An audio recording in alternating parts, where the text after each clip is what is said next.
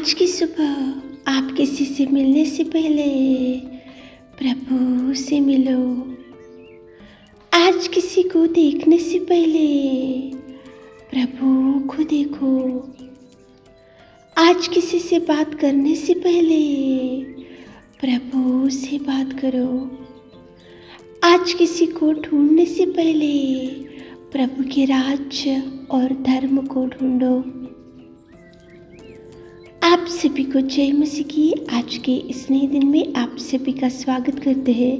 हम आशा करते हैं कि आप सभी प्रभु की कृपा से अच्छे होंगे। तो चलिए दिन की शुरुआत करने से पहले वचन की ओर ध्यान देंगे। वचन संहिता 55वां अध्याय 22 वचन। अपना बोझ यहोवा पर डाल दे, वह तुझे संभालेगा, वह धर्मी को कभी टलने ना देगा। मेरे प्रियो, आज की सुबह के समय में परमेश्वर पिता आपसे कितना सुंदर बात कर रहा है। देखो, यहोवा पर अपना बोझ यहोवा पर डाल दो। बोझ पूरा जो भी है आप परमेश्वर पिता के ऊपर ही आपका भार, आपका बोझ, आपकी चिंता, आपकी समस्या, आपकी विपत्ति, आज जो भी परेशानी में आज बैठे हो, तो प्रभु परमेश्वर पिता आज आपसे बोल रहा है कि बोझ यहोवा पर डाल दो।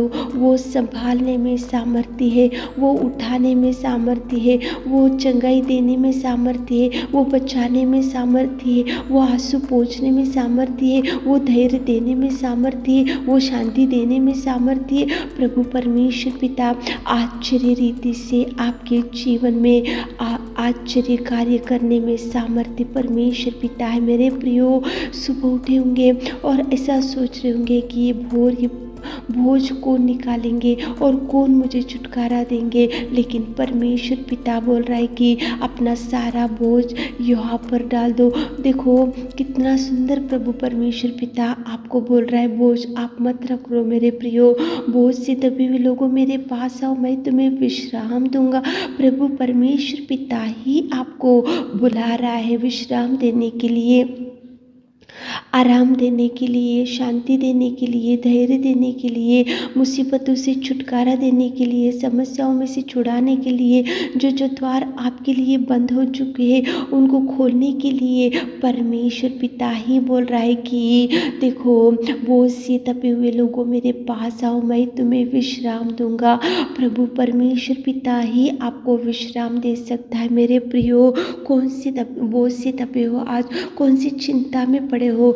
क्या एज बढ़ते जा रहा लेकिन आपके बच्चों का मैरिज सेटल अभी तक नहीं हो रहा, उसका बोझ है? तो प्रभु को बोलो। क्या आपको कोई जॉब नहीं है, उसके लिए आपका बोझ बढ़ते जा रहा, तो प्रभु को बोलो। क्या आप बहुत कामों का देखो, आप बहुत काम का प्रयत्न कर रहे होंगे और बहुत मेहनत तो कर रहे होंगे, लेकिन उसका कुछ प्रतिफल नहीं मिल रहा होगा और उसका बोझ आज आपके ऊपर होगा, तो परमेश्वर की आपका बोझ परमेश्वर के ऊपर डालो। आपकी समस्या परमेश्वर को बताओ, आपकी जो बिगड़ी हुई परिस्थिति है वो परमेश्वर को बताओ, ताकि प्रभु परमेश्वर पिता आपके बोझ से छुड़ा सके, आपके भार से छुड़ा सके, आपके दुख से आपको छुड़ा सके। मेरे प्रियो, वो परमेश्वर पिता धर्मी को कभी नहीं छोड़ेगा। आप परमेश्वर पिता की बेटी और बेटा है, तो प्रभु आपको कभी नाराज नहीं करेगा, प्रभु आपको कभी अकेले नहीं छोड़ेगा। प्रभु परमेश्वर पिता आपको कभी भी निराशा में नहीं रखेगा। मेरे प्रियो, धर्मी को वो कभी टलने नहीं देगा। देखो बाइबल में, देखो यहोशापात राजा था और उसके सामने तीन देशों से युद्ध करने के लिए आए थे, मोयाबियों, अम्मोनियों और मुन्नियों।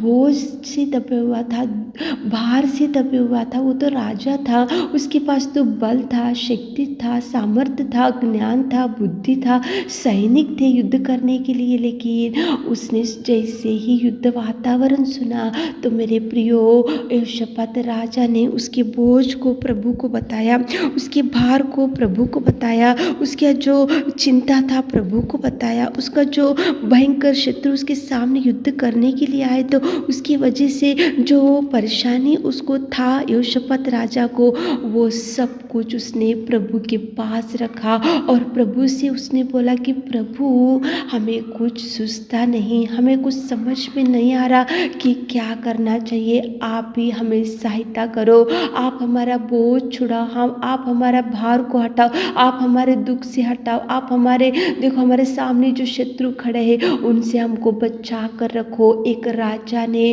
उसके बोझ को, उसके भार को, उसकी चिंता को प्रभु के ऊपर डाला। तो आप और हम तो सादा सीधा मनुष्य है, तो भार प्रभु के ऊपर ही डालो, बोझ प्रभु के ऊपर ही डालो।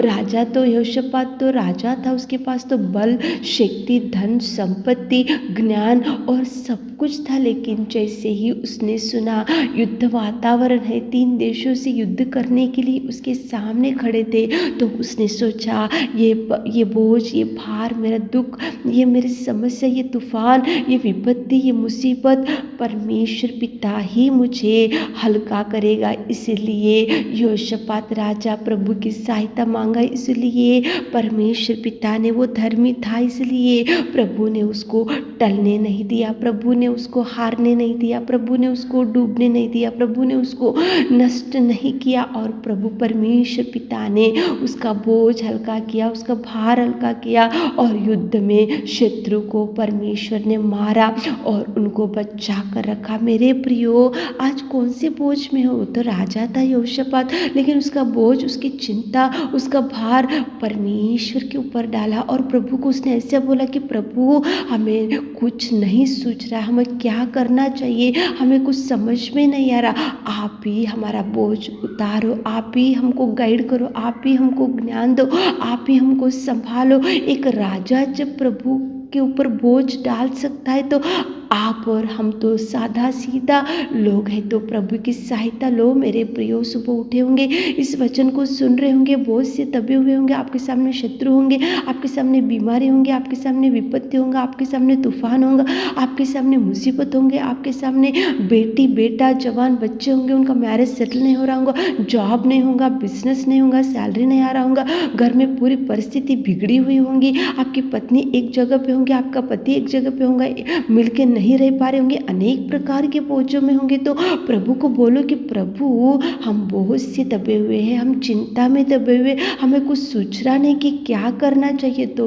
आपका बोझ प्रभु ज़रूर हल्का करेगा। मेरे प्रियो, आपका भार ज़रूर हल्का करेगा। वो धर्मी को कभी टलने नहीं देगा, धर्मी को कभी डूबने नहीं देगा, धर्मी को कभी अकेले नहीं छोड़ेगा, धर्मी को वो हाथ थामेगा, धर्मी के साथ रहेगा, धर्मी के संग रहेगा। यहोशापात राजा ने जैसे ही उसके भार को, उसके बोझ को प्रभु को बताया, तो उसी खड़ी वो शत्रुओं को हटा दिया, उनके बोझ से उनको छुड़ाया, प्रभु ने शांति दिया, खुशियाँ दिया और परमेश्वर ने यहोशापात राजा के बोझ, भार को निकाल दिया और धर्मी को कभी टलने नहीं दिया। मेरे प्रियो, सुबह उठे होंगे तो प्रभु से प्रार्थना करते हुए दिन की शुरुआत करो। प्रभु को बोलो कि प्रभु, मेरा ये बोझ है, आपके ऊपर मैं डाल रही हूँ, तो प्रभु संभालेगा। प्रभु कभी धर्मी को टलने नहीं देगा। मेरे प्रियो, प्रभु की ओर देखते हुए दिन की शुरुआत करो, प्रार्थना करते हुए दिन की शुरुआत करो, प्रभु से अगुवाई लेते हुए दिन की शुरुआत करो, ताकि प्रभु आपको भरपूरी दे सके। आमीन। हे मेरे खुदावंत प्रेमी परमेश्वर पिता, कितना सुंदर आपने बात किया पिता। धर्मी को कभी आप टलने नहीं देने वाले परमेश्वर, हमारे प्रिय भाई बहनों को टलने ना दीजिए पिता, उनके संग जाइए, उनके साथ रहिए मेरे खुदा। आज दिन भर के सारे आशीषों से हमारे प्रिय भाई बहनों को भर दी। छोटी सी प्रार्थना आपके मीठे और मधुर नाम से मांगते खुदा, आमीन।